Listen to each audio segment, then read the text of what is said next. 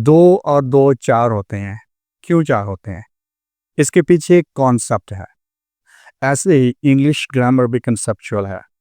ये 90% साइंस है और यही रीज़न है कि स्टूडेंट्स को कॉन्सेप्ट का पता नहीं होता है, इसलिए उन्हें ग्रामर की समझ नहीं आती और वो समझते हैं कि शायद ग्रामर बहुत मुश्किल है। ग्रामर सबसे ज़्यादा आसान है। ख़ां वो टेंसेस हों, पार्ट्स ऑफ स्पीच हों या कोई और ग्रामर का कॉन्सेप्ट हो।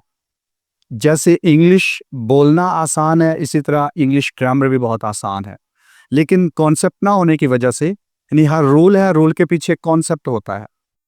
जैसे जब कॉन्सेप्ट स्टूडेंट्स के पास नहीं होता, उन्हें समझ नहीं आती, तो वो रट्टा लगाते हैं। रट्टा लगाने से, रोट लर्निंग करने से फिर उनके कॉन्सेप्ट क्लियर नहीं होते। मिसाल के तौर पे एक छोटी सी एग्जांपल देता हूँ। He made me right an essay, ये एक सेंटेंस है।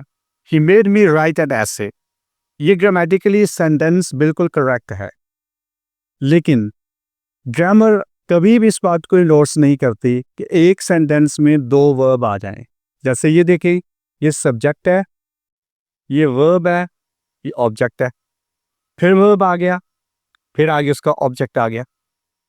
तो ये सेंटेंस ग्रामेटिकली करेक्ट है। आप पूछे कि एक सेंटेंस में दो वर्ब कैसे आ गए, यानी पहला वर्ब है, यानी सिंपल सेंटेंस में दो वर्ब नहीं आते, कॉम्पाउंड सेंटेंस में हम लगा सकते हैं। और ग्रामर ये कहती है कि जब आप एक सेंटेंस में एक वर्ब यूज कर लिया ऑलरेडी आपने, तो दूसरा वर्ब आप नहीं यूज करेंगे जब तक उससे पहले आप टू नहीं लगा देते। आई मीन इसको इन्फिनेटिव नहीं बना देते। ये two plus first form of the verb is called infinitive, और ये इन्फिनेटिव बिहेव्स लाइक, जहाँ जहाँ नाउन का काम होता है, सब्जेक्ट का काम होता है, वहाँ वहाँ ये इन्फिनेटिव अपना काम करता है। ये सेंटेंस ग्रामेटिकली करेक्ट है। हम यहाँ टू नहीं लगाते, लेकिन क्यों नहीं लगाते, इसके पीछे कॉन्सेप्ट है।